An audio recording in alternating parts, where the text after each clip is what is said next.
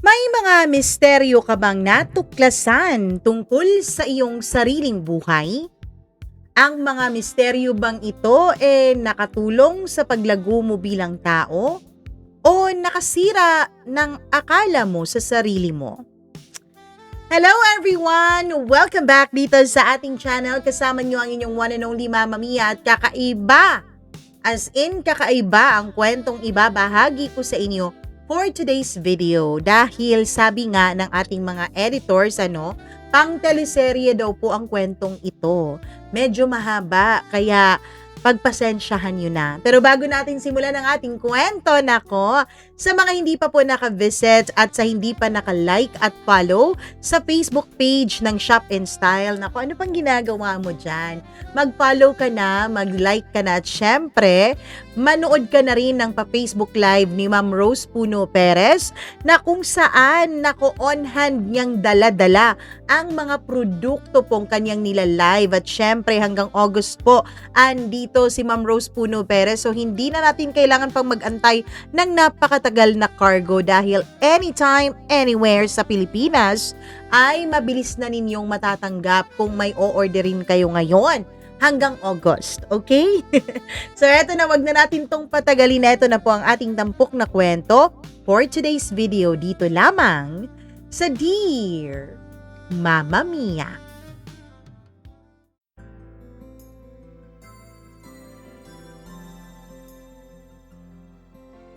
Ang pag-ibig minsan ay nagdadala sa atin sa langit.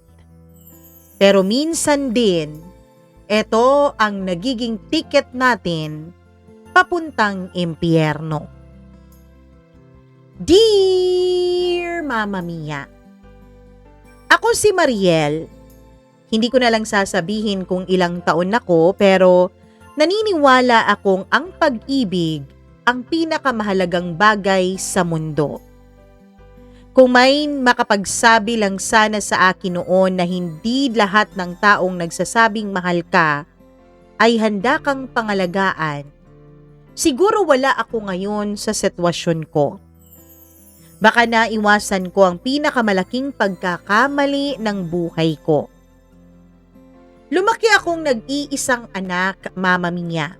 May kaya ang pamilya namin.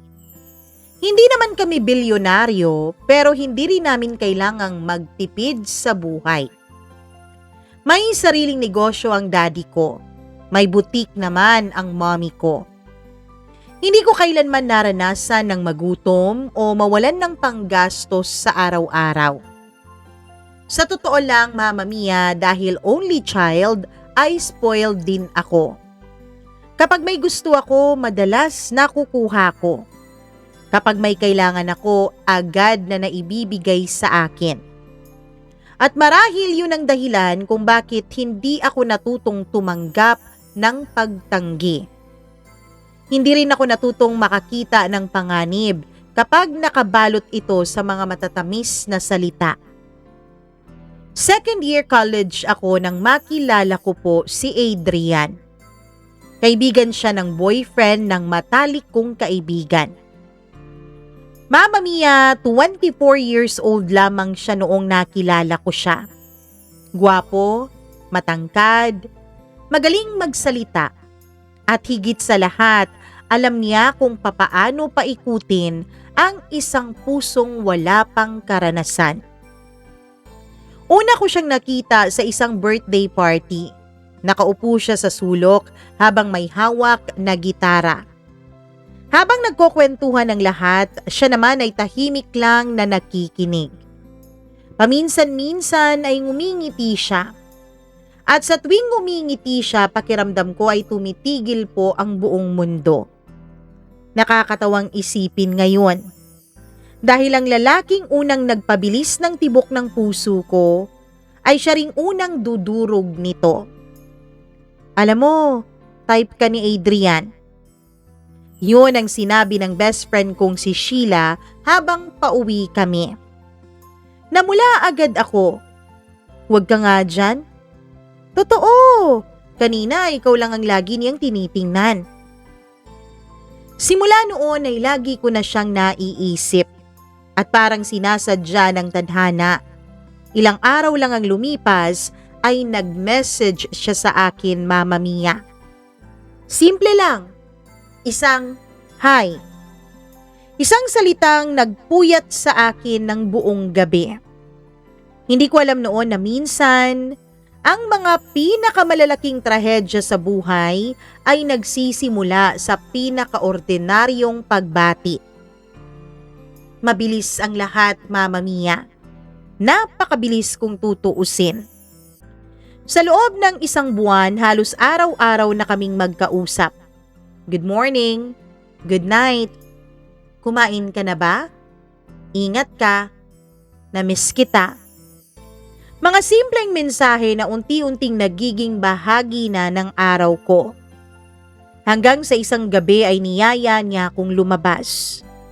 Nagdahilan ako noon sa mga magulang ko.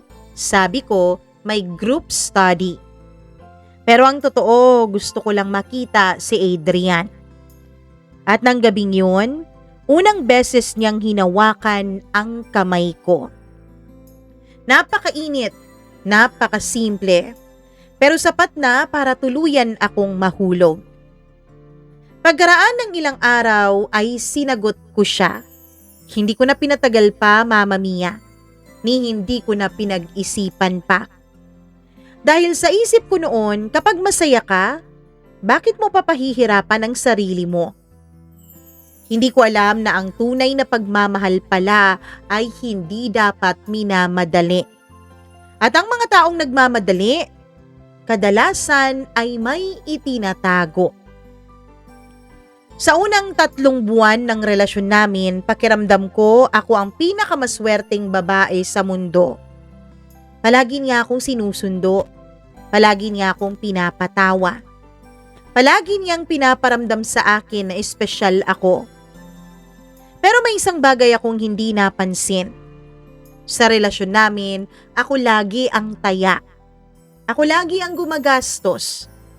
Sa umpisa, hindi ko naman yun pinansin. Ako naman kasi ang nag-aalok.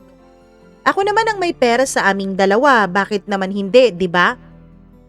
Pero habang tumatagal, napansin kong hindi man lang siya nagkukusang maglabas ni singkong duling. Kapag kakain kami, ako. Kapag manonood ng sine, ako. Kapag may lakad ang buong barkada, ako. Kapag may problema siya, ako pa rin, Mama Mia. Unti-unti parang naging responsibilidad ko ang buhay niya. Ngunit bulag ako. Kapag mahal mo ang isang tao, minsan hindi mo talaga nakikitang ginagamit ka na pala. Hanggang sa dumating ang araw na humingi siya ng malaking halaga. Kailangan ko lang makabawi dun sa negosyong sinimulan namin ng mga kaibigan ko. Magkano naman? Nahihiya pa siyang magsabi. Pero nang marinig ko ang halaga ay nanlaki ang mga mata ko. Hindi yun biro, Mama Mia, ha? Katumbas na yun ng ilang buwan kong allowance. Ngunit binigay ko pa rin. Dahil mahal ko siya. Yun naman lagi ang dahilan ko eh. Mahal ko siya. 3 salitang hindi ko namamalayan na unti-unting sumisira na pala sa buhay ko. Pagkaraan ng ilang buwan, bumagsak ang grades ko, Mama Mia. Halos hindi na kasi ako pumapasok. Madalas pa ako noon na nasa apartment lang ni Adrian kesa sa classroom. Mas kilala ko pa ang mga barkada niya kesa sa mga professors ko. At isang araw, nalaman yun ng mga magulang ko. Hindi ko malilimutan ang gabing yon. Tahimik si Daddy habang nakaupo sa sofa. Si Mommy naman ay umiiyak. Ano bang nangyayari sa iyo, Mariel? Hindi ako sumagot. Dahil alam ko naman na tama sila eh, pero ayokong aminin. Sinisira mo ang buhay mo dahil sa taong yan. Mi, hindi niyo siya kilala. Sigaw ko. Nagkatinginan ang mga magulang ko.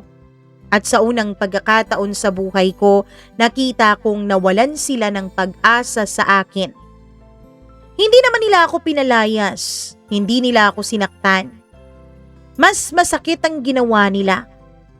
Nakiusap sila, Mama Mia, na para bang sila pang may utang na loob sa akin. Pero ako, hindi ako nakinig. Yun ang gabing nagsimula ang pagbagsak ko. Ang hindi ko alam na makalipas lamang ang ilang linggo, tuluyan kong lilisanin ang bahay na yun, dala-dala ang perang hindi naman akin. Mama Mia, may mga desisyon na ginagawa ang tao sa isang iglap pero habang buhay niyang pinagbabayaran. Ang paglalayas ko ang isa sa mga yon. Pagkatapos ng gabing pinagsabihan ako ng mga magulang ko, ay lalo lang naging matigas ang ulo ko. Sa halip na makinig, mas lalo akong naging makapit kay Adrian. Pakiramdam ko kasi noon siya lang ang nakakaintindi sa akin, na siya lang ang natatangi kong kakampi. Siya lang yung taong handang tanggapin ako ng buo. Hindi ko naisip na minsan, ang mga taong gusto tayong ilayo sa pamilya natin ay hindi naman talaga tayo mahal. Kundi dahil mas madali tayong kontrolin kapag wala ng ibang nagmamahal sa atin. Unti-unti akong lumalayo sa bahay. Madalas hindi na talaga ako umuuwi. Kapag umuuwi naman ako, para lang kumuha ng damit o di kaya'y ng pera. Palagi akong nagsisinungaling. At sa bawat kasinungalingan ko, pakiramdam ko ay mas lumalayo ako sa dating Mariel. Isang gabi habang nasa apartment kami ni Adrian, bigla siyang natahimik. Nakasandal siya sa balkonahe habang umiinom. Tahimik lang ako noon habang nakamasid sa kanya. May kakaiba sa mukha niya. Para bang may mabigat siyang iniisip. Anong problema mo, love? Tanong ko. Wala. Sige na, alam kong meron, sabihin mo na. Ilang segundo siyang hindi nagsalita. Pagkatapos ay tumingin siya sa akin. May utang kasi ako. Nagulat ako. Utang? Pagkano? Hindi siya agad sumagot. Nang sabihin niya ang halaga ay halos mawalan ako ng boses. Napakalaki noon, Mama Mia. Halos katumbas na ng perang naipon ko sa bangko mula pa pagkabata ko. Saan mo naman ginamit yung inutang mong pera? Sa business. Yun naman lagi ang sagot niya eh. Sa business. Palaging sa business. Pero ni minsan ay hindi ko nakita kung ano ba talaga ang negosyong sinasabi niya. Kaya lang sa kabila ng lahat ng yun, naniwala pa rin ako. Tanga ako eh. At alam ko yun. Ngayon alam ko na yun. Ngunit noong panahon na yun, bulag pa talaga ako sa sobrang pagmamahal. Mababawi ko rin naman agad yun. Tumango ako. Sigurado ka dyan? Ngumiti siya. Iyong ngiti na dati ko talagang minamahal ng husto.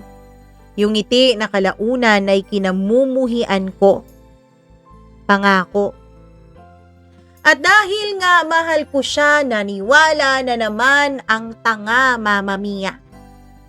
Lumipas ang mga linggo, hindi na naibalik ang pera. Sa halip ay mas marami pa siyang hinihingi. Kapag wala akong maibigay, nagtatampo siya. Kapag nagdadalawang isip ako, nagagalit siya. Kapag nagtatanong ako, sinasabihan niya akong walang tiwala. Unti-unti kong napansin na iba na siya. Hindi na siya yung lalaking nakilala ko. Mas naging mainitin na ang kanyang ulo. Mas madalas na rin siyang uminom noon. Mas madalas mawala sa sarili. Minsan, 2 araw siyang hindi magpaparamdam sa akin. Pagbalik niya ay parang wala lang nangyari. At ako naman, para pong asong naghihintay sa pagbabalik ng kanyang amo. handang magpatawad sa kahit na anong kasalanan. Dahil ang totoo, takot akong iwan niya. Ngayon ko lang naunawaan na hindi naman pala yun pagmamahal. Labis na pagkadepende yun. At mapanganib ang isang taong nakasalalay ang kaligayahan sa ibang tao. Isang umaga, tinawag ako ng mommy ko, Mama Mia. Nasa kusina siya noon. Namumugto ang kaniyang mga mata. Mukhang magdamag siyang umiyak at hindi nakatulog. Anak, hanggang kailan mo ba ipagpapalit ang pamilya mo para sa lalaking yun? Parang may humigpit sa dibdib ko. Mommy,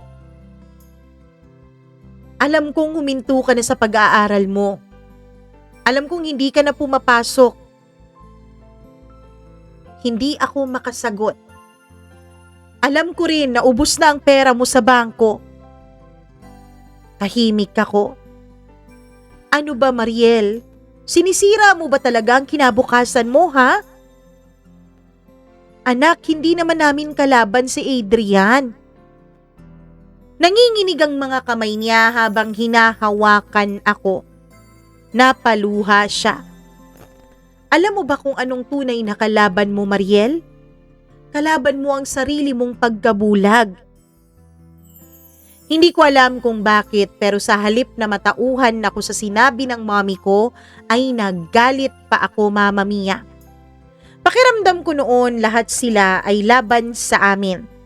Laban sa aming pagmamahalan. Kontra sila sa kaligayahan ko. Napakabata ko pa pala. Napakawalang muwang at napakadaling manipulahin. Kinagabihan, nag-away kami ng mga magulang ko. Pinakamatinding away na naranasan namin yon. Sumigaw ako. Umiyak si mommy. Sumigaw din si daddy. At mas nakakatakot yon. Pagkatapos niyang sumigaw kasi ay bigla siyang nanahimik. Kapag tumatahimik si daddy, ibig sabihin sobra siyang nasasaktan. Hindi ninyo kasi ako maintindihan eh. Ikaw ang ayaw umintindi, Mariel. Sagot ni mommy. Mahal ko siya. At doon tumayo si daddy. Dahan-dahan. Tahimik.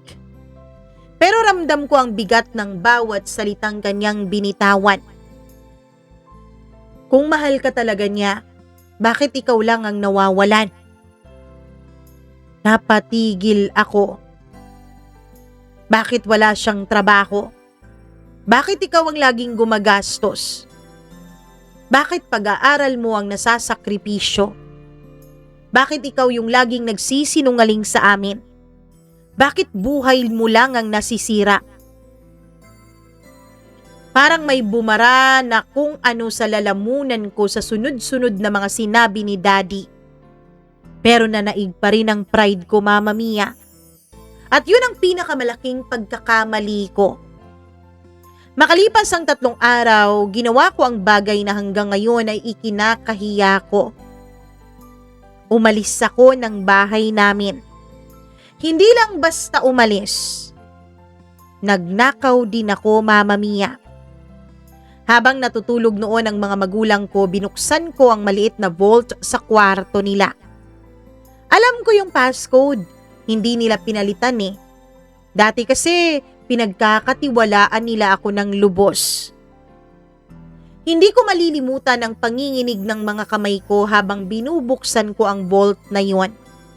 Pakiramdam ko may sumisigaw sa isip ko. Huminto ka! Pero hindi ako nakinig.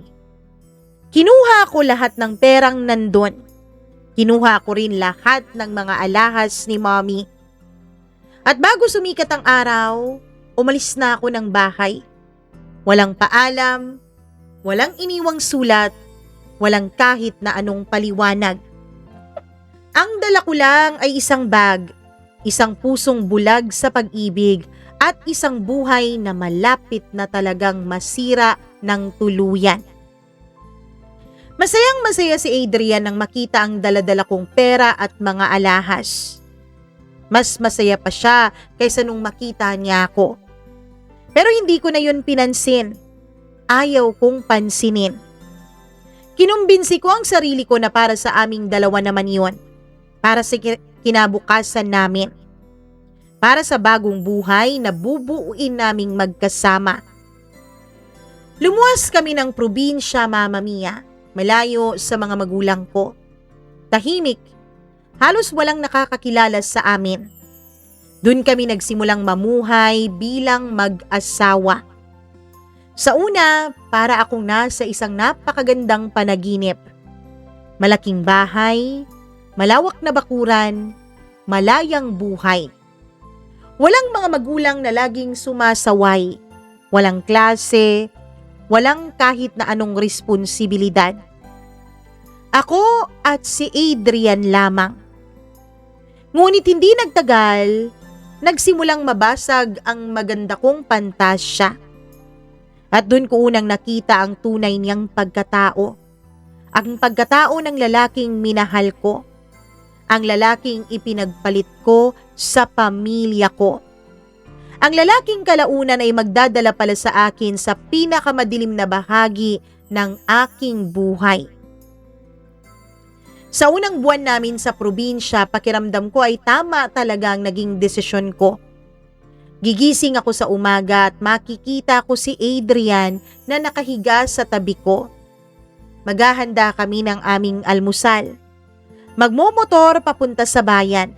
Kakain sa mga karinderyang hindi pa namin nasusubukan.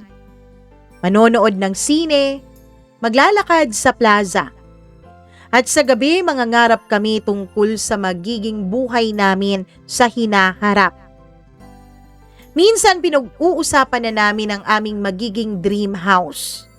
Minsan naman pati nga ang mga magiging anak namin. At sa bawat pangarap na yun, mas lalo akong naniniwalang sulit ang lahat ng isinugal ko.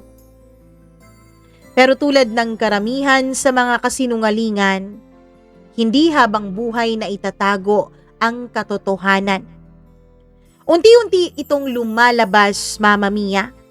At kapag nagsimula na, hindi na ito mapipigilan pa. 2 buwan pa lang kaming magkasama nang mapansin kong napakabilis maubos ang perang dala namin. Mas mabilis pa kesa sa inaasahan ko. Nung una, iniisip kong normal lang naman yon. Nag-uumpisa pa lang kasi kami. May mga gamit na kailangang bilhin. May renta pa sa malaking bahay. May pagkain pa. May mga iba't ibang gastusin. Pero habang tumatagal, parang may mali. Hindi tugma ang mga numero. Hindi tugma ang perang lumalabas. Minsan, paggising ko sa umaga, ay wala na si Adrian sa tabi ko. Uuwi siya ng gabi na. Kung minsan, ay sa susunod na madaling araw na. Kapag tinatanong ko kung saan siya galing, iisa lang ang sagot niya. May inaasikaso akong pagkakakitaan natin. At dahil nga mahal ko siya, naniwala ako. Naniwala akong responsable siya para sa kinabukasan namin kahit na wala naman akong nakikitang resulta. Isang gabi may kumatok sa bahay, 3 lalaki. Mukhang kaidaran lang ni Adrian, mga maiingay. Mabaho ang hininga dahil sa alak at halatang sanay sa gulo ang mga yon. "Pare!" sigaw ng isa. Lumabas si Adrian na parang matagal na silang magkakilala. Makalipas ang ilang minuto ay nag-iinuman na sila sa sala kahit na lango na sa alak yung mga kasamahan ni Adrian. Nung una, wala naman akong problema. Mga kaibigan niya yun eh. Normal lang. Pero kinabukasan may dumating na naman. At kinabukasan ulit. At sa mga sumunod na linggo at sa mga sumunod na buwan. Parang naging tambayan na ng mga kabarkada ni Adrian ang bahay namin. Hindi ko na mabilang kung ilang tao ang lumalabas at pumapasok araw-araw. Habang dumarami ang mga bisita, mas lalo namang nauubos yung pera. Ako ang bumibili ng pagkain. Ako ang nagbabayad ng kuryente. Ako ang nagbabayad ng tubig at renta sa bahay. Ako ang naglilinis, ako ang naglalaba, ako ang nagluluto. Mga bagay na hindi ko naranasan noon nung nasa bahay ako ng mga magulang ko. Habang si Adrian naman ay parang hari sa sarili niyang kaharian. Nakaupo, umiinom, nakikipagkwentuhan. Minsan nagsusugal pa. At kung minsan, nawawala ng ilang araw. Isang gabi hindi ko na talaga napigilan ang sarili ko. Adrian, kailangan na nating mag-ipon. Napatingin siya sa akin. At sa unang pagkakataon may nakita akong inis sa mga mata niya. Bakit? Nauubos na ang pera natin. Tapos? Adrian, paano tayo kapag tuluyang nang naubos to? May paraan naman. Anong paraan? Diyan ka naman magaling, Mariel eh. Lagi kang may paraan, di ba? Noon ko unang naramdaman ng malamig na takot. Anong ibig niyang sabihin na lagi akong may paraan? Lumipas pa ang ilang mga linggo at dumating ang araw na halos wala na talagang kalaman-laman ang account ko. Ubos na rin ang halos lahat ng perang dala ko. Isa-isa ko nang naibenta ang mga alahas ni mommy. Pati nga ang mga relong regalo ng daddy ko sa akin. Ang mga hikaw ni mommy, pati na ang ilang mamahaling gamit na dala ko. Sa bawat pagbebenta, may kung anong namamatay sa loob ko, Mama Mia. Pero pilit kong kinukumbinsi ang sarili ko. Pansamantala lang to. Makakabawi rin kami. Magbabago rin siya. Isang gabi, nadatnan kong naglalaro ng baraha ang grupo nila sa garahe namin. Maraming pera sa mesa, maraming alak, nagsisigawan pa. At sa gitna ng lahat, nakangiti si Adrian na para bang buhay na buhay siya. Mas buhay pa siya dun kaysa kapag kaming dalawa lang. Dun ko naisip ang isang bagay. Hindi niya mahal ang tahimik na buhay. Hindi niya gusto ang responsibilidad. Hindi niya gusto ang mag-isip sa kinabukasan. Ang gusto niya lang ay kasiyahan, aliw, barkada, bisyo. At ang pinakamasakit, hindi ako kabilang sa mga mahahalagang bagay para sa kanya. Isa lang akong paraan para makuha niya ang mga bagay na gusto niya. Lumipas pa ang ilang mga buwan. Tuluyan ang nagbago ang bahay. Ang dating tahimik na tahanan ay naging lugar ng mga taong may sari-sariling bisyo. May mga nagsusugal, may mga umiinom, at araw-araw may dumadating na bagong mukha. Mga taong hindi ko kilala. Mga mukhang ayaw kong makasalubong kapag mag-isa lang ako sa daan. At habang lumalala iyon, mas lalo akong nagiging malungkot. Minsan nakaupo lang ako sa kwarto, nakatingin sa kisame. Iniisip kung nasaan na kaya ako kung hindi ako umalis sa bahay namin. Nakapag-aral kaya ako? Masaya kaya sina mommy at daddy? Pinatawad na kaya nila ako? Pero sa tuwing naiisip kong umuwi, may bumubulong sa isipan ko. Huli na ang lahat. Hindi ka natatanggapin ng mga magulang mo. Yan ang laging sinasabi ng utak ko na pinaniniwalaan ko rin, Mama Mia. Isang gabi may dumating na bagong bisita. Tahimik siya kumpara sa iba. Hindi siya maingay, hindi siya mayabang, hindi siya lasing. Matangkad siya at malinis manamit. At may kakaibang katahimikan ang mga mata niya. Tsaka ko nalaman na pinsan pala siya ni Adrian. Itago natin siya sa pangalang Marco, isang seaman na kakauwi lang galing barko. Hindi ko alam noon pero ang lalaking yun ang magiging saksi sa pinakamadilim na bahagi ng buhay ko. Mama Mia, may mga pagkakataon sa buhay na kahit malinaw ng may mali, pinipili pa rin nating huwag pansinin yung mali. Siguro dahil natatakot tayo sa katotohanan. O baka dahil umaasa pa rin tayong magbabago ang mga bagay. Ganun ako noon. Nakikita ko ng unti-unting lumulubog ang buhay ko pero kapit na kapit pa rin ako sa pag-asang isang araw ay babalik yung dating Adrian. Yung lalaking minamahal ko. Yung lalaking pinaniwala akong espesyal ako. Hindi ko alam na matagal nang patay ang lalaking yun. At ang natitira na lamang ay isang taong handang gawin ang lahat para sa sarili niyang kapakanan. Habang lumilipas ang mga buwan, lalong dumadami ang mga taong pumupunta sa bahay. Hindi na lamang mga kaibigan ni Adrian. May mga estranghero na rin, Mama Mia. May mga lalaking unang beses ko palang nakita. May mga taong mukhang may tinatakasan na problema. May mga taong halatang hindi dapat pinagkakatiwalaan. Minsan kapag dumadaan ako sa sala, bigla silang tatahimik. Parang may pinag-uusapan silang hindi ko dapat marinig. Kapag malapit naman ako, agad nilang ibinabaling ang usapan sa ibang bagay. Nung una hindi ko yun pinansin. Pero habang tumatagal, lalo akong kinakabahan. Isang gabi nadatnan kong nakikipag-usap si Adrian sa dalawang lalaki sa likod ng bahay. Nang makita nila ako, ay agad silang tumigil, Mama Mia. Nagkatinginan, pagkatapos ay pilit nang ngumingiti.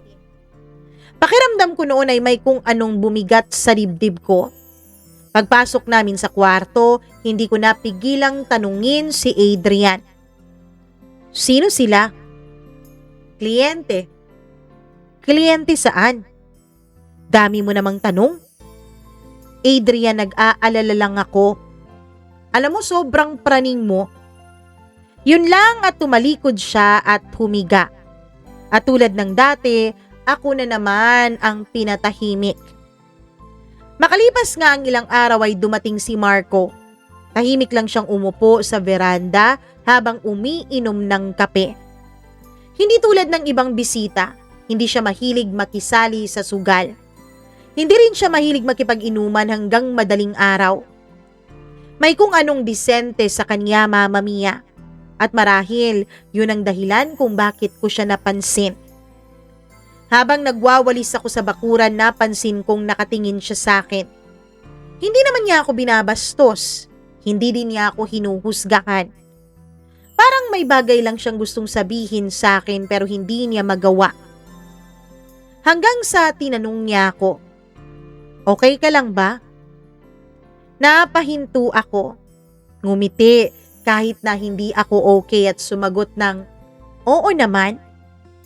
Pero halata sigurong nagsisinungaling ako dahil hindi siya mukhang naniwala sa sagot ko. Mula noon ay paminsan-minsan nagkakapalitan na kami ng maikling usapan ni Marco kapag nasa bahay siya. Wala namang espesyal, walang mali siya. Mga simpleng tanong lang naman. Pero sa mga simpleng salita ay unti-unti kong napagtanto kung gaano ako katagal na hindi trinato bilang tao ni Adrian. Sa bahay na yun ay para akong kasambahay, tagalinis, tagaluto, tagabayad ng gastusin, tagaayos ng lahat ng kalat. Pero hindi bilang partner niya, hindi bilang babaeng minamahal niya. Isang gabi habang naghuhugas ako ng plato ay lumapit si Marco sa akin. Tahimik niyang inilapag ang isang paper bag sa mesa. "Ano to?" "Pagkain." "Bakit?" "Kasi napansin kong hindi ka kumakain ng maayos kanina pa." Hindi ko alam kung bakit pero biglang nangilid ang mga luha sa mga mata ko. Hindi dahil sa pagkain, kundi dahil may nakapansin din. Sa loob ng mahigit 1 taon, pakiramdam ko invisible na ako, Mama Mia.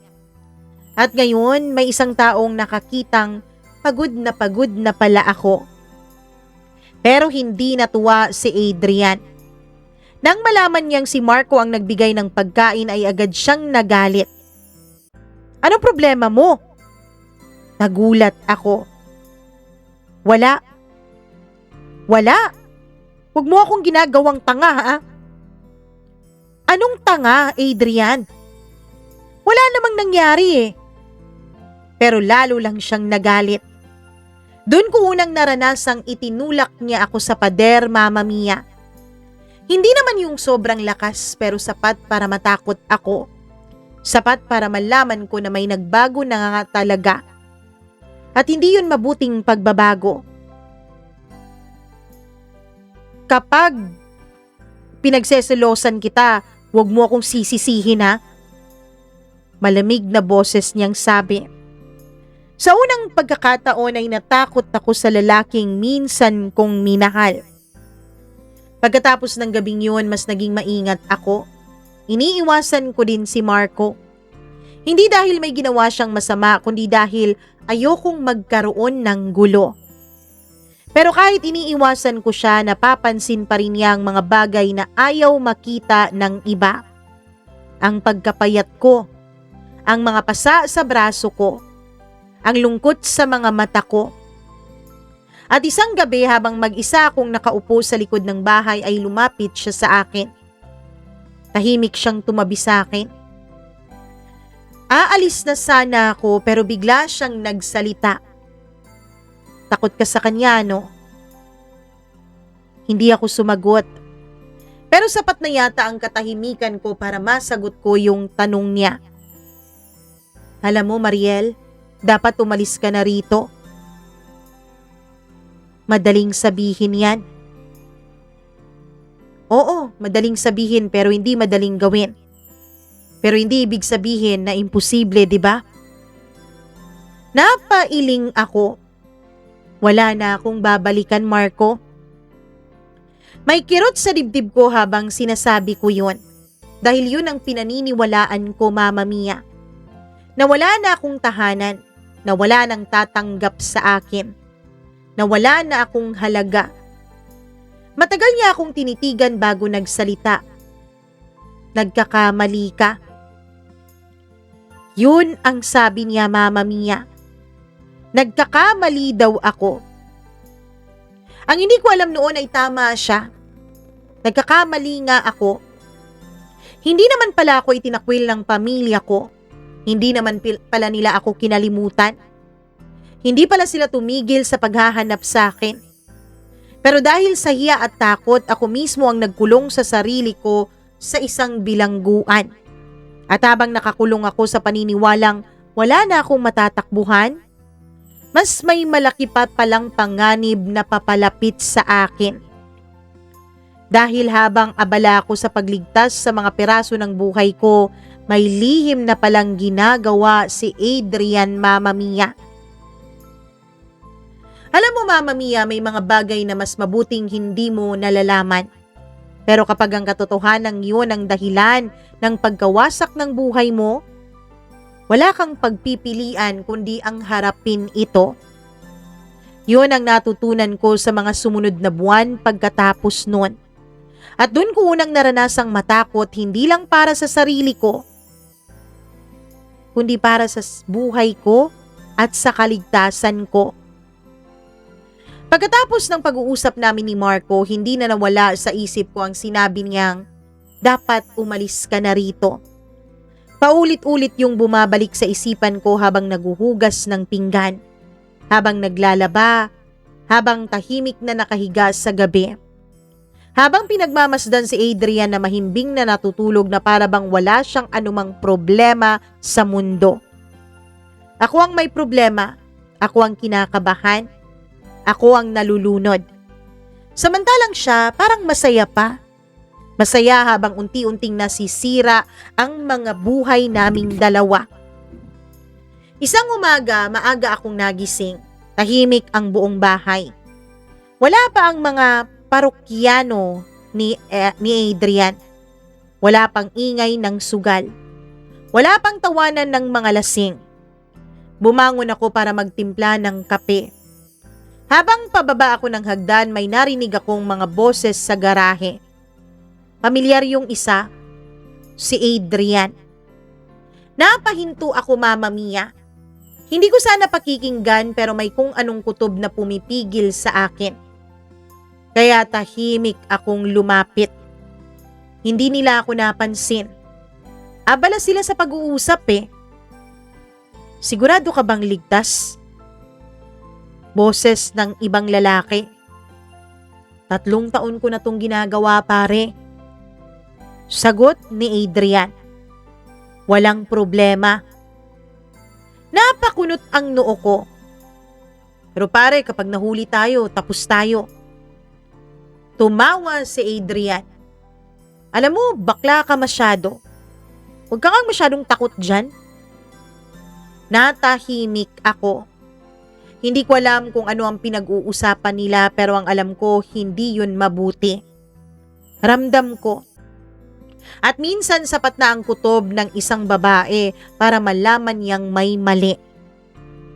Mula noon mas naging mapagmasid ako. Pinagmamasdan ko ang mga taong pumapasok sa bahay. Pinagmamasdan ko ang mga dala nilang bag, ang mga bulungan, ang mga transaksyon. At habang tumatagal, mas lalo kong napagtanto na hindi na simpleng sugalan ang nangyayari sa bahay namin.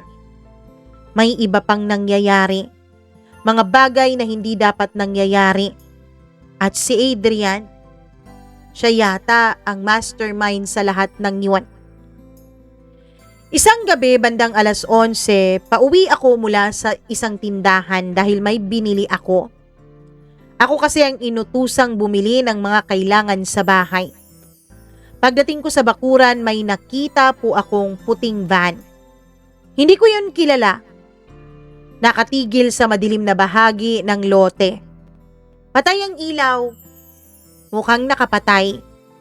Tahimik. Pero may mga lalaking nagbababa ng mga kahon. Nagtatago ako sa likod ng puno. Hindi ko maintindihan kung bakit.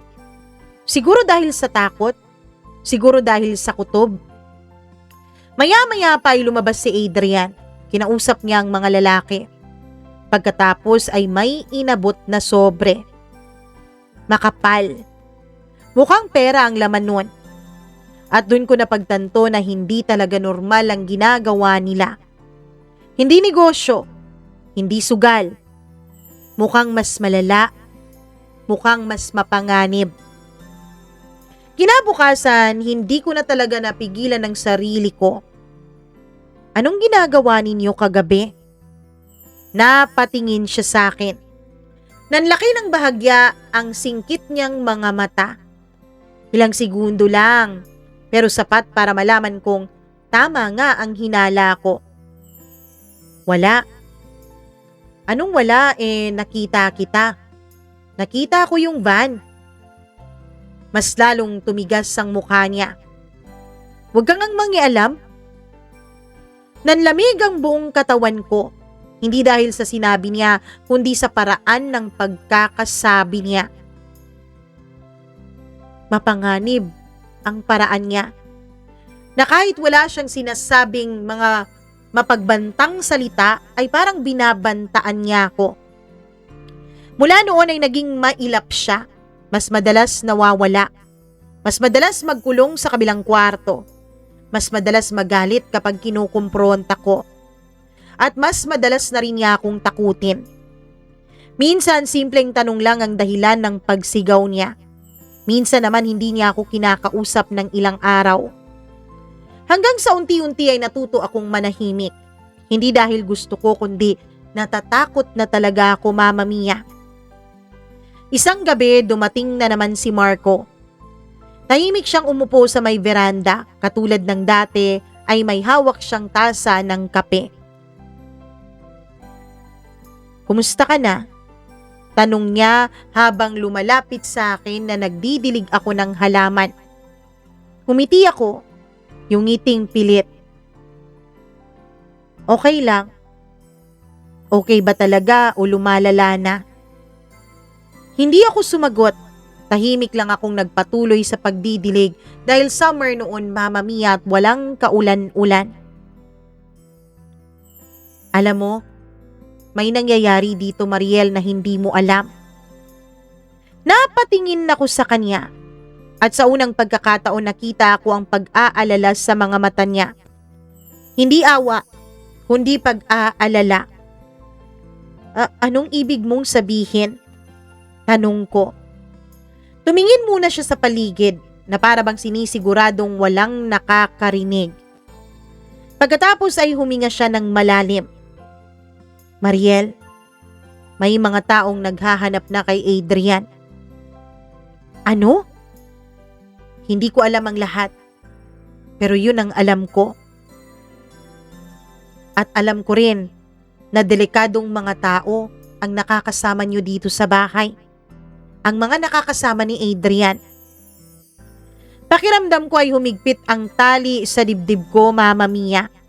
Lahat ng kinatatakutan ko, lahat ng hinala ko ay unti-unting nagiging totoo. Kinagabihan hindi talaga ako makatulog. Habang nakahiga ako, pinagmamasdan ko ang kisame. At sa unang pagkakataon matapos ang halos 2 taon naming pagsasama ni Adrian, ay natanong ko ang sarili ko. Si Adrian ba talaga ang mahal ko o mahal ko na lang ang alaala ng lalaking akala ko ay siya? Dahil ang lalaking katabi ko ngayon, hindi naman na siya yung lalaking minahal ko sa Maynila.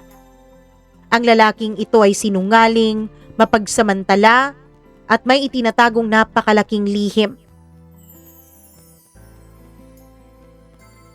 May kasabihan na kapag mahal mo ang isang tao, handa ka lang magsakripisyo ng magsakripisyo. Totoo naman yun. Pero walang nagsabi sa akin noon na may mga taong hindi marunong makontento sa sakripisyo mo. May mga taong habang mas marami kang ibinibigay ay mas lalo kang hinihingan. Hanggang sa isang araw wala nang matira sa'yo. At yun mismo ang nangyari sa akin, Mama Mia. Ilang araw matapos ang babala ni Marco, naging mas mapagmatsyag ako. Pero habang mas marami akong napapansin ay mas lalo lang akong natatakot. Minsan may mga sasakyang dumarating sa kailaliman ng gabi. Minsan may mga lalaking hindi ko kilala na basta-basta na lang pumapasok sa bahay at lumalabas din pagkaraan ng ilang minuto. May mga pagkakataong tila may mga bagay na ipinapasa-pasa sa likod ng bahay. At kapag nagtatanong ako, iisa lang ang laging sagot ni Adrian. Huwag ka nang makialam, wala kang dapat alamin. Nung una sumasagot pa ako pero habang tumatagal, habang nasasampal na niya ako, natutulak, natuto akong manahimik. Dahil sa bawat tanong ay mas lalong umiinit ang ulo niya. At sa pag-init ng ulo niya ay mas lalo akong nasasaktan. Isang gabi 12:00 na nang umuwi si Adrian. Lasing. Pagkapasok pa lang niya sa bahay ay ramdam ko na agad yung tensyon. Mabigat ang hakbang niya. Parang may malaking problemang dala. Hindi ko siya pinansin. Tahimik akong naghuhugas ng plato, ngunit bigla niyang hinampas ang pera. Napat ang mesa. Napatalon ako sa gulat. Nasaan ang pera? Nanlaki ang mga mata ko. Anong pera? Yung pera na nasa drawer. Adrian, wala akong kinuhang pera. Galit na galit siya. Sa unang pagkakataon nakita ko ang sarili ko sa salamin ng aparador na namumutla at takot na takot, Mama Mia. At doon ko napagtanto na kung gaano na talaga ako nagbago. Ang dating masayahing dalaga ay naging anino na lamang ng sarili niya. Hindi naman niya ako sinaktan ng gabing yun pero sapat na ang paraan ng pagtitig niya para manginig ako. Parang naghahanap siya ng dahilan. Parang naghahanap siya ng masisisi. At nang wala siyang makita ay lumabas siya ng bahay. Iniwan akong umiiyak sa kusina at mag-isa. Kinabukasan habang naglalaba ako sa likod bahay ay may tumawag sa pangalan ko. Paglingon ko ay si Marco pala yun. May dala siyang 2 bote ng soft drinks na maliliit. Inabot niya sa akin yung isa. Kailangan mo yata. Napangiti ako ng bahagya. Marahil yun ang unang totoong ngiti ko sa loob ng maraming buwan. Umupo siya sa tabi ko at saka nagsalita. Bakit ka ba nagtitiis dito, Mariel? Hindi ka na masaya. Pwede ka pa namang umalis. Madaling sabihin yan sa'yo, Marco. Alam ko. Hindi mo alam eh. Wala na akong mukhang maihaharap sa pamilya ko, Marco. Tingin mo ba, pagkatapos ng ginawa ko, hinakaw ko lahat ng pera, lahat ng mga alahas ng mga magulang ko? Sinayang ko ang pagpapaaral nila sa akin, tingin mo ba mapapatawad pa nila ako? Alam mo, Mariel, tingin ko oo. Napatawa ako. Kung alam mo lang na hindi lang yun ang ginawa ko sa kanila. Magulang mo sila, Mariel. Pero siguro, Marco, kahit mga magulang, nasusugatan din. At may mga sugat na hindi nawawala. Tumango siya. Siguro tama ka. Pero may mga magulang ding hindi tumitigil magmahal sa mga anak. Pag-alis niya ay matagal akong nakaupong mag-isa at sa unang pagkakataon matapos ang mahabang panahon ay naalala ko sina mommy at daddy. Naalala ko ang mga hapunang magkakasama kaming tatlo. Naalala ko ang mga paalala ni mommy, ang mahigpit ngunit mapagmahal na paraan ni daddy. Naalala ko kung paano nila ako inihahatid noon sa paaralan tapos sinusundo pagkatapos para kumain kami sa labas. Kung paano nila ipinagmamalaki ang bawat mga maliliit kong tagumpay. At dun ko naisip, paano ko nagawang talikuran ang lahat ng yun para sa isang taong ni minsan ay hindi naman pala ako pinahalagahan. Lumipas ang ilang mga araw at mas lalo pang lumalala ang ugali ni Adrian. Parang may mabigat siyang problema. Madalas na siyang magalit. Madalas siyang magwala. At minsan naririnig ko siyang nakikipagtalo sa telepono. May mga pangalan akong paulit-ulit na naririnig. May mga utang, may mga banta, may mga taong naghahanap sa kanya. Isang gabi habang nagliligpit ako ng mga bote sa sala ay may narinig akong sigawan sa labas. 3 lalaki ang nasa gate, galit. Malalakas ang boses. Hinahanap si Adrian. Nagtago ako sa likod ng kurtina, Mama Mia. At sa kauna-unahang pagkakataon ay nakita ko ang takot sa mukha ni Adrian. Hindi siya galit. Hindi rin siya mayabang kundi takot. Tunay na takot. Parang alam niyang seryoso ang mga taong yon. Parang alam niyang malapit na siyang masingil sa lahat ng ginawa niya.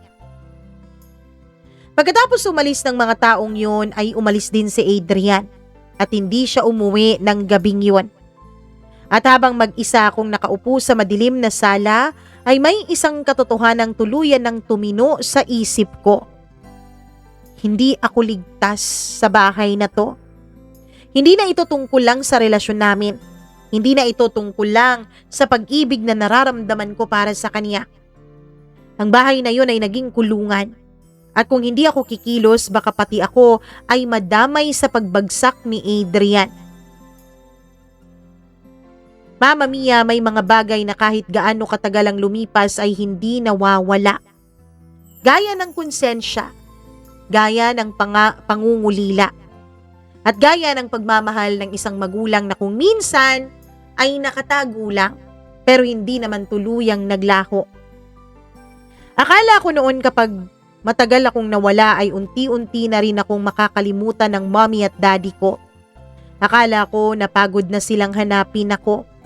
Akala ko isinuko na nila ako pero mali pala ako.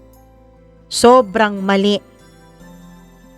Mama Mia, 3 araw pong hindi umuuwi si Adrian. Hindi na yun bago, pero kakaiba ang pagkakataong yun. Parang may mabigat na nangyayari sa labas na hindi ko alam. Tahimik na ang bahay. Wala na halos dumadating na mga bisita. Wala na ang maingay na sugalan. Wala na ang walang katapusang inuman.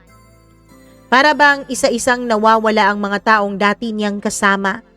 At habang nangyayari yun ay mas lalo akong kinakabahan. Pakiramdam ko kasi ay may paparating na bagyo. At pakiramdam ko ako ang nakatayo sa gitna ng bagyong iyon. Isang umaga may dumating na rider. Nagulat ako dahil bihira namang may naghahanap sa akin. Kayo po ba si Ma'am Mariel? Napakurap ako. Opo, ako po. May inabot siyang maliit na sobre. Walang pangalan ng sender, walang kahit na ano. Tanging pangalan ko lang ang nakasulat sa labas. Nang umalis ang rider ay matagal kong tinitigan yung sobre. Mama Mia, parang may kung anong bumibilis sa tibok ng puso ko.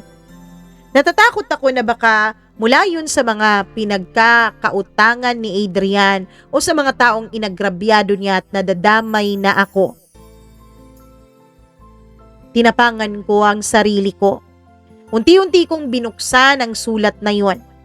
At nang makita ko ang sulat kamay sa loob ay bigla akong napaupo. Dahil kilalang kilala ko ang sulat kamay na yon. Kay Mommy yun. Nanginginig ang mga kamay ko habang binabasa ang liham. Hindi ko maalala kung kailan ako huling umiyak ng ganon. Hindi dahil sa takot o sa sakit, kundi dahil sa pagmamahal. Ang unang linya pa lang ay tumagos na agad sa puso ko. Anak, kung nababasa mo to, ibig sabihin buhay ka. At sapat na yun para magpasalamat kami sa Diyos. Hindi ko na napigilan ang mga luha ko, Mama Mia. Sunod-sunod na iyong tumulo. Binasa ko ang sulat ng mami ko. Sinabi niya doon kung paano sila halos araw-araw na naghintay ng tawag mula sa akin. Kung paano sila naghanap sa iba't ibang lugar. Kung paano sila paulit-ulit na umasang may kakatok sa gate at pagbukas nila ay ako yun. May bahagi pa roon na hindi ko malilimutan habang buhay. Ang sabi sa sulat, kahit anong mangyari anak, hindi mo kailangang matakot umuwi. Walang kasalanan ang kayang burahin ang pagiging anak mo sa amin.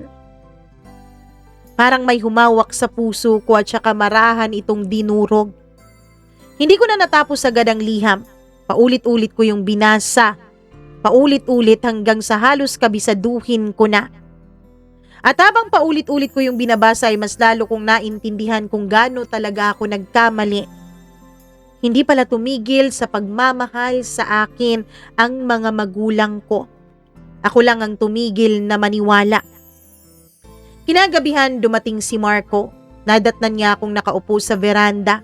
Namumugto ang mga mata ko. Tahimik akong nakatingin sa liham. Hindi niya kailangang magtanong dahil nakita niya agad. Galing sa mga magulang mo? Oo. Naghihintay pala sila sa akin. Alam ko. Napatingin ako sa kanya. Paano mo nalaman? Napabuntong hininga siya, tila may pinag-iisipan kung sasabihin ba niya o hindi. Pagkatapos ng ilang segundo ay nagsalita siya. May nakausap ako. Sino? Ang daddy mo. Ano? Matagal na. Hindi ako makapaniwala. Alam nila kung nasaan ako? Hindi eksakto. Paano mo sila nakausap? Sinubukan ko silang hanapin. Bakit mo ginawa yun? Mahina akong tanong. Dahil may anak din akong magiging kapatid balang araw. Napakunot noo ako, Mama Mia. Napatawa siya. Ang ibig kong sabihin, kung may kapatid akong babae, ayokong maranasan niya ang pinagdaraanan mo. Napangiti ako. Isang tunay na ngiti. Maliit pero totoo. Bago siya umalis, may sinabi siya sa akin na hindi ko malilimutan.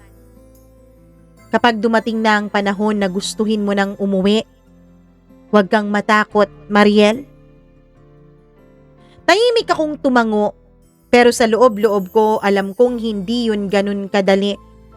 Dahil kahit gustuhin kong umuwi, may isang taong hindi basta-bastang magpapakawala sa akin. At si Adrian yun. At parang sinadya ng tadhana, nang gabing yun ay bumalik si Adrian. Pero hindi siya nag-iisa, Mama Mia. May kasama siyang dalawang lalaking hindi ko pa nakikita kailanman. At sa unang tingin pa lang sa kanilang mga mukha, alam kong may masamang mangyayari. May dala silang galit. May dala silang problema. At nang marinig ko ang isa sa kanila na sabihin ang mga salitang, kailangan na niyang magbayad. Unang beses kong maramdaman na baka hindi na talaga simpleng pananakot lang ang kinakaharap namin. Baka buhay na talaga namin ang mismong nakataya. May mga utang na kayang bayaran ng pera. May mga utang na kayang bayaran ng panahon. Pero mayroon ding mga utang na kapag dumating na ang paniningil, hindi na pera ang hinahanap kundi buhay na. At yun ang gabing unang nasilayan ko kung gaano kalalim ang pagkakabaon ni Adrian sa sarili niyang mga kalokohan at kasinungalingan. Hindi ako agad lumabas ng kwarto. Narinig ko lamang ang malalakas na boses mula sa sala. Paulit-ulit, pababa ng pababa ang tono. Palakas ng palakas ang intensyon. Mula sa siwang ng pinto ay nakita akong nakaupo si Adrian habang nakatayo sa harap niya ang dalawang mga lalaki. Parehong seryoso. Parehong hindi nakangiti at kapwa mukhang hindi sanay tumanggap ng dahilan. Hanggang kailan mo ba kami paghihintayin, ha? Malamig na tanong nung isa. Boss, may inaayos lang ako. 2 buwan na yung inaayos mo, ah. Kami ang napapagalitan dahil sa'yo. Noon ko unang nakita si Adrian na tila nawalan ng sagot. Ang lalaking dati ay kayang palabasing tama siya kahit mali. Ang lalaking kayang paikuti ng kahit na sino ngayon ay tila batang nahuling nagsisinungaling. Makalipas ang ilang minuto ay umalis din yung mga lalaki. Pero bago sila tuluyang makalabas ng bahay, ay may sinabi ang isa na nagpanginig sa buong katawan ko. Huling palugit mo na to. Pagkatapos ay tumingin siya sa direksyon ng hagdan. Hindi niya ako nakita pero pakiramdam ko alam niyang naroroon ako sa likod ng pintuan. Ang tingin yun ay sapat para mawalan ako ng ganang huminga. Nang gabing yun ay hindi na naman ako makatulog, Mama Mia. Samantalang si Adrian ay mag-isang umiinom sa sala. Narinig ko ang tunog ng bote. 1, 2, 3. Hanggang sa madaling araw. Para bang sinusubukan niyang lunurin ang sarili niyang mga problema. Pero kahit gaano karaming alak ang inumin niya, hindi niya matatakasan ang mga desisyong siya rin naman ang gumawa. Kinabukasan, kakaibang katahimikan ang bumalot sa bahay. Hindi sumisigaw si Adrian, hindi naguutos, hindi nagalit. Tahimik lang siya at yun ang mas nakakatakot, Mama Mia. Dahil sa mga taong katulad niya, ang katahimikan ay kadalasang senyales na may bagyong paparating. Bandang tanghali ay lumabas ako para mamalengke. Habang naglalakad ako sa palengke, pakiramdam ko ay may sumusunod sa akin. Una naisip kong baka nag-e-elusyon lang ako. Pero nang huminto ako sa isang tindahan at makita ko sa salamin ang lalaking ilang beses ko nang napansin sa likuran ko, ay nanlamig ang buong katawan ko. Hindi ko siya kilala pero sigurado akong hindi aksidente ang pagsunod niya sa akin. Mabilis akong naglakad pa uwi at sa unang pagkakataon matapos ang matagal na panahon, gusto ko na talagang umalis sa lugar na yon. Hindi dahil kay Adrian, kundi dahil natatakot akong madamay sa mga problema niya. Pagdating ko sa bahay ay nadatnan ko si Marco sa veranda. Parang may hinihintay. At nang makita niya ang mukha ko ay tumayo siya agad. Anong nangyari? Parang may sumusunod sa akin. Ano? Sino? Hindi ko kilala eh. Mama Mia, hindi siya nagsalita. Lalo akong kinabahan dahil halatang may iniisip siya. Na para bang may alam siya na hindi niya sinasabi sa akin. Kinagabihan, tinawag niya ako sa likod ng bahay. Tahimik at malayo sa ibang tao. At doon niya sinabi ang bagay na hindi ko inaasahan. Mariel, kailangan mo nang maghanda. Ano? Para saan? Kapag dumating na ang pagkakataon, kailangan mong umalis agad. Anong ibig mong sabihin ha, Marco? Mariel, mas malaki ang problema ni Adrian kesa sa iniisip mo. Hindi bang pwedeng tumulong tayo? Napailing siya. Hindi na ito ganong klase ng problema.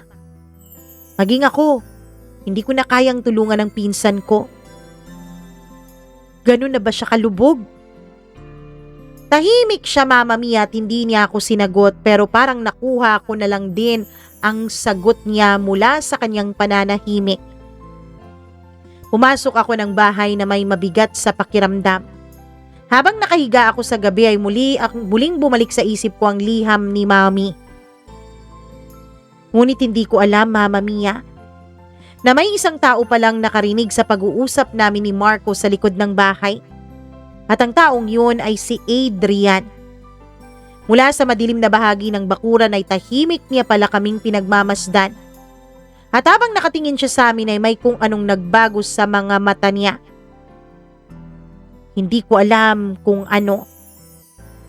At kapag nagsimula na makaisip ng mga desperadong bagay ang desperadong tao, nadadamay kahit ang mga inosente. Kahit pa ang mga taong pinakamalapit sa kanya ay maaari niyang ituring na kalaban. Minsan, hindi isang malaking pangyayari ang gumigising sa atin mula sa maling pag-ibig. Minsan, isang simpleng katotohanan lang. Isang araw na mapagtatanto mong handa pala siyang isakripisyo ka para iligtas ang sarili niya. At kapag dumating ang araw na yun, tsaka mo lamang makikita kung gaano kakatagal naging bulag. Pagkatapos ng gabing yun ay naging kakaiba si Adrian. Mas tahimik, mas mapagmasid, at mas madalas akong tinititigan. Hindi yung dati niyang tingin, hindi yung tingin ng isang taong may pagmamahal, kundi parang sinusuri niya ako. Ramdam kong may mali, Mama Mia. Dahil kapag tinatanong ko siya ay inililihis niya yung usapan. Lumipas ang ilang araw at isang gabi habang naghahanda ako ng hapunan, narinig ko na may mga boses na naman sa garahe. Kay Adrian yung isa, tapos isang lalaki pa yung isa. Tahimik akong lumapit sa bintana, hindi para maniktik kundi dahil gusto kong malaman ang katotohanan. Hindi ko narinig ang lahat pero sapat ang ilang pirasong salitang pumasok sa tenga ko. Kailangang may kapalit. Wala nang libre ngayon, sabi nung lalaki. May pangalang binanggit. Pangalan ko, Mama Mia. Nanigas ako. Parang may nagyelong tubig na ibinuhos sa buong katawan ko. Hindi ako nagkamali. Pangalan ko talaga yung narinig kong binigkas nila. Nagmadali akong bumalik sa kusina bago nila ako makita. Mabilis ang tibok ng puso ko. Hindi ko maintindihan ang mga narinig ko. Pero sapat na marinig ko ang pangalan ko para matakot ako. Bakit ako? Anong kinalaman ko? At higit sa lahat, ano ang ibig sabihin ng salitang kapalit? Kinagabihan, hindi ko mapigilang tanungin si Adrian. Ano na naman ba ang pinag-uusapan ninyo ng kasamahan mo kanina sa likod? Wala. Wala? Bakit ko narinig ang pangalan ko? Tumigas ang panga niya. At alam kong tama ang kutob ko, Mama Mia. May tinatago siya. Malaking bagay. Mapanganib na bagay. Wala yun. Guni-guni mo lang yun. Ano ba, Adrian? Pwede bang kahit ngayon lang maging honest ka naman sa akin? Ano ba talagang nangyayari? May problema lang. Anong problema? Malaking pagkakautang. Hindi ba't matagal ka nang may utang? Hindi ba't binayaran na natin yun? Bayaran mo rin yan. Hindi ganun kasimple yun. Hindi ko alam kung anong hindi simple sa pagkakaroon ng utang na kailangang bayaran, Mama Mia. Nung gabing yun, unang beses niyang inamin na may malaki siyang problema kesa sa alam ko. Sabi niya may mga taong humahabol sa kanya. May mga taong nawala ng pera at siyang pinagbibintangan. May mga taong hindi na naniniwala sa mga pangako niya. At habang nagsasalita siya ay lalo kong naintindihan kung gaano na talaga kalalim ang hukay na hinukay niya para sa kanyang sarili. Kinabukasan si Marco ang nagsabi sa akin. Hindi niya sana dapat sasabihin pero marahil nakita niya kung gaano ako kalapit na sa panganib. Tulad ng dati ay tinawag niya ako sa likod ng bahay. Walang ibang tao noon. Alam mo, may plano si Adrian. Anong plano? Hindi ko alam. Pero ang dinig ko sa isa kong kabarkada, gusto ko niyang gamitin para makalabas sa problema niya. Ano? Paano niya ako gagamitin? Bakit ako? Mariel, umalis ka na. Umalis ka na dahil isa lang ang nasisigurado ko. Handa kang isakripisyo ni Adrian para sa sarili niyang kapakanan. Kaya hanggat maaga pa, umalis ka na. May mga desisyon na hindi mo na dapat pinag-iisipan pa ng matagal. Dapat ginagawa mo na lang. Dahil habang tumatagal, ang pagdadalawang isip mo ay mas lumalalim ang pagkakataon, ang pagkakabaon mo sa sitwasyon na gusto mong takasan. Pagkatapos kong marinig ang sinabi ni Marco ay hindi na ako mapakali. Lahat ng bagay sa paligid ko ay biglang nag-iba ang anyo. Ang bahay na dati tinuring kong amin kahit na nirerentahan ko lang ay tila isa ng impyernong kulungan. Mama Mia, naisip ko na kailangan ko na talagang umalis dahil mapanganib na ang buhay ko doon. Pero bago ako makaalis ay dumating naman si Adrian. Kaya nagkunwari akong normal lang lahat. Kinagabihan nagluto ako, naglinis ako, nagasikaso ng mga gamit sa sala.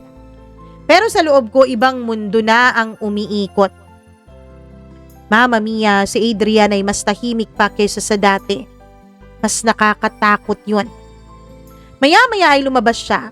Narinig kong may dumating na sasakyan at may usapan sa labas. Hindi ako lumabas pero lumapit ako sa bintana. At nakita ako si Adrian, nakipag-usap sa dalawang lalaki. May iniabot na bag, may tinanggap na sobre, at sa isang iglap parang may bumigay sa loob ko. Hindi ko alam kung pera ba yun, hindi ko alam kung anong laman ng bag na yun. Pero alam ko ang isang bagay, may ginagawa silang transaksyon at tila bahagi ako ng kapalit. Nung gabing yun ay naghintay ako hanggang sa makatulog siya. Hanggang sa maging mabigat na ang paghinga niya. Hanggang sa marinig ko ang katahimikan. Doon ako kumilos, dahan-dahan. Parang bawat galaw ko ay may nakabantay. Kinuha ko ang maliit kong bag, mga damit, ang konting pera na natira sa akin at ang sulat ni Mommy. Hindi ko alam kung bakit yun ang pinakaunang inilagay ko. Siguro dahil yun lang ang nagpapaalala sa akin na may buhay ako bago pa dumating si Adrian sa buhay ko. Habang pababa ako ng hagdan, nanginginig ang buong katawan ko. Isang hakbang, nanginginig akong huminga. Isa pang hakbang, huminga ulit. Parang bawat ingay ng bahay ay lumalakas. Parang bawat kahoy na naaapakan ko ay tila sumisigaw. Pero wala akong choice. Kailangan ko nang umalis. Pagdating ko sa may pintuan ay huminto ako. Ilang segundo lang. Tumingin ako sa loob ng bahay. Sa lugar na minsan kong inakalang magiging pugad ng pag-ibig. sa lugar na unti-unting kumain sa akin. At sa loob ng isip ko may isang tanong. Ganito ba talaga kalayo ang kayang dalhin ng pagmamahal? O ako lang ang nagpahintulot nun? Dahan-dahan kong binuksan ang pinto at lumabas ako. Ang malamig na hangin ng gabi ay sumalubong sa akin. Parang unang beses kong huminga ng maayos sa loob ng mahabang panahon. Pero hindi pa tapos ang laban, Mama Mia. Dahil alam kong kapag natuklasan ni Adrian na wala na ako, hindi siya mananatiling tahimik. Naglakad ako ng mabilis papunta sa madilim na kalsada. Walang direksyon, walang plano. Basta ang mahalaga ay makalayo ako. Pero ilang minuto pa lang ang lumipas, may narinig na akong tunog. Isang sasakyan. Mabagal. Papunta sa direksyon ko. Hindi ako lumingon pero ramdam ko. Ramdam kong may sumusunod sa akin. At nang sa wakas ay lumingon ako, ay parang tumigil ang mundo ko, Mama Mia. Si Adrian. Nasa loob ng sasakyan. Nakatingin sa akin. Akala mo ba makakatakas ka?